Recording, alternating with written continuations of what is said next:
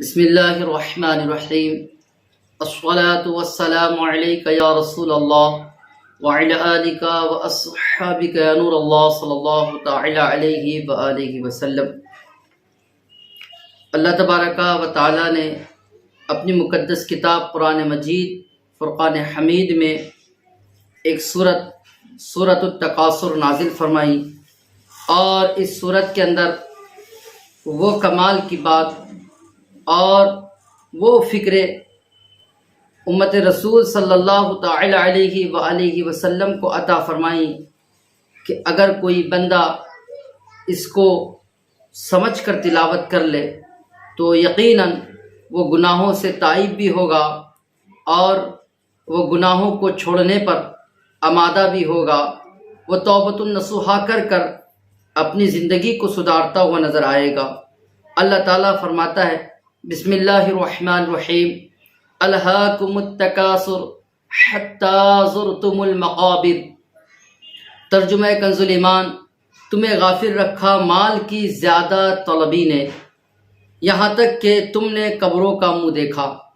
عزیزان ملت اسلامیہ، ہمارے لیے یہ آیت کریمہ زندگی بدلنے کے لیے کافی ہیں۔ اللہ جل شانہ عم نوالہ کا مقدس کلام کہتا ہے کہ تم کو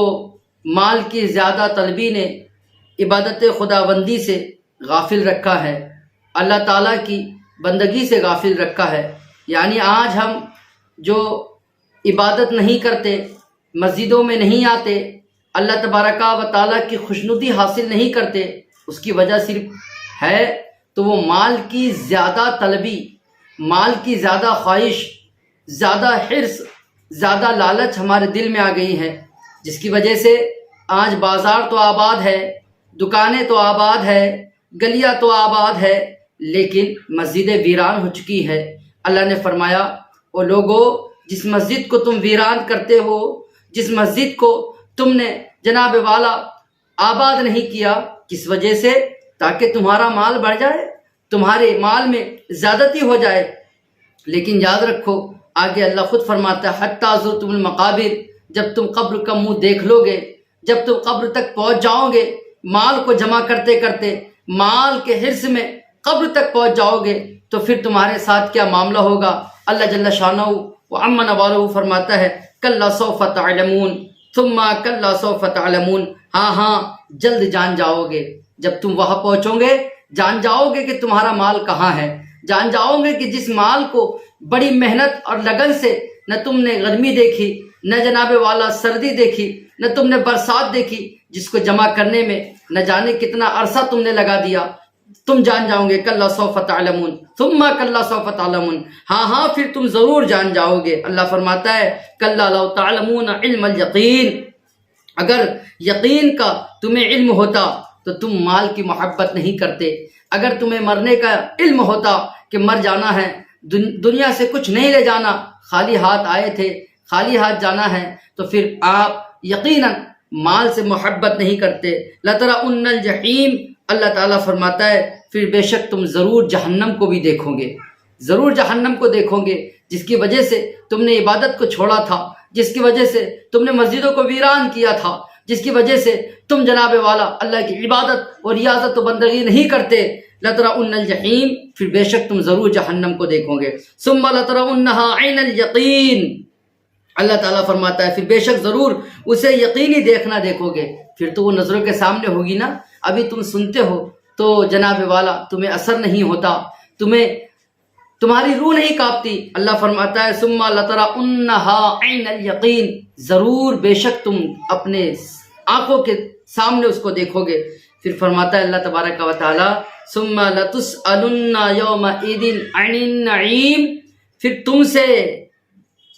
پوچھا جائے گا نعمتوں کے تعلق سے، نعمتوں کے متعلق پھر تم سے سوال کیا جائے گا کہ جوانی تم کو دی تھی، بتاؤ کہاں ڈالی تھی، تمہیں وقت دیا گیا تھا، بتاؤ کہاں ڈالا تھا، تمہیں سوچ دی تھی،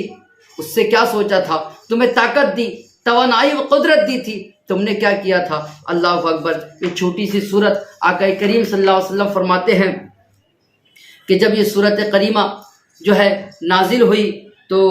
اللہ اکبر، اللہ اکبر، معاملہ یہ ہوا کہ پھر میں نے اپنے صحابہ کو اس کی تلاوت کر کے سنائی، اور ساتھ میں یہ بھی فرمایا۔ حضرت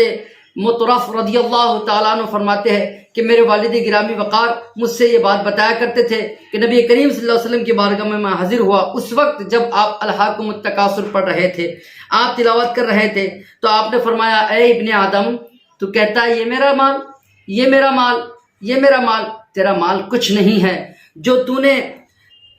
کھا کر فنا کر دیا وہ تیرا مال ہے، جو تو نے پہن کر بوسیدہ کر دیا وہ تیرا مال ہے، اور جو تو نے صدقہ کر کے آگے بھیج دیا وہ تیرا مال ہے۔ مسلم شریف کی حدیث پاک ہے۔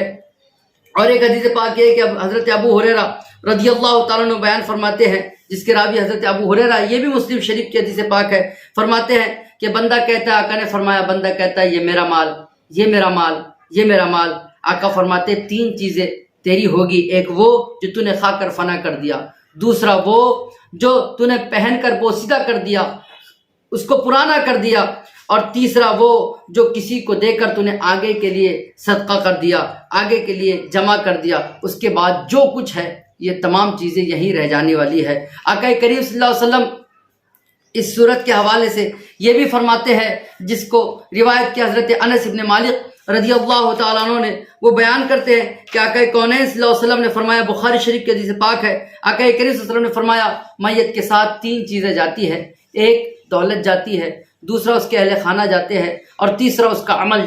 جاتا ہے، لیکن کہتے ہیں کہ دو چیزیں تو واپس آ جاتی ہے، ایک چیز اس کے ساتھ رہتی ہے۔ وہ دو چیزیں جو واپس آ جاتی ہے، آقا فرماتے ہیں وہ اس کی دولت ہے جو واپس چلی آتی ہے، اور وہ اس کے اہل خانہ یعنی اس کے دوست احباب جو واپس چلے آتے ہیں۔ ایک چیز ہے جو عمل اس کے ساتھ قبر میں رہتی ہے، اور جو چیز رہتی ہے ہمارا اس پر کوئی توجہ نہیں، اس پر کوئی خیال نہیں جناب والا، اس کی طرف ہماری کوئی فکریں نہیں، اور جو ہمارے ساتھ نہیں رہنے والی ہے، نئے دوست احباب ہمارے ساتھ رہنے والے ہیں، دوستوں کے ساتھ بیٹھ کر وقت ضائع کرنے والوں، دوستوں کے ساتھ بیٹھ کر نمازوں کو چھوڑنے والوں، دوستوں کے ساتھ بیٹھ کر آذان سن کر اس کا جواب نماز ادا کر کر نہ دینے والوں، سنو یہ دوست تمہیں قبر میں چھوڑ کر چلے آ جائے گے۔ یہ دولت کو کمانے کے لیے نمازوں کو ترک کرنے والوں، یہ دولت لوٹ کر آ جائے گی، پھر یہ دولت چوروں کے ہاتھ لگے گی، نہ جانے یہ دولت سے پھر کیا ہوگا تم نہیں جانتے، تمہیں جو ہے تو مٹی کے آڑے کر دیا جائے گا۔ وہاں جو کام آئے گا وہ تمہارا عمل ہے، وہ تمہارا نیک عمل ہے کہ جو وہاں تمہارے کام آئے گا۔ عزیزان ملت اسلامیہ، ہم کو اور تمام امت مسلمہ کو اس سورت کو پڑھنے کے بعد عبرت حاصل کرنا چاہیے کہ ہم نے جو کچھ کرنا ہے وہ نیک عمل کرنا ہے، الامر بالمعروف ونہی عن المنکر پر چل کر زندگی گزارنا ہے، نیکی کا حکم دینا ہے، برائی سے روکنا ہے، اپنے نفس کو بھی نیکی کا حکم دینا ہے، خود کو برائی سے روکنا ہے، دوسروں کو بھی امت رسول کو نیکی کا حکم دینا ہے، برائی سے روکنا ہے۔ اگر ہم نے یہ کیا تو اللہ تبارک و تعالی ہم سے راضی ہوگا، اور اللہ تبارک و تعالی ہم سے راضی ہو گیا تو پھر ہماری دنیا بھی سنور جائے گی، قبر حشر بھی سنور جائے گی۔ یہ آقا کریم صلی اللہ علیہ وسلم پر نازل ہونے والا کلام ہے۔ مجھے تو اعلیٰ حضرت کا وہ شعر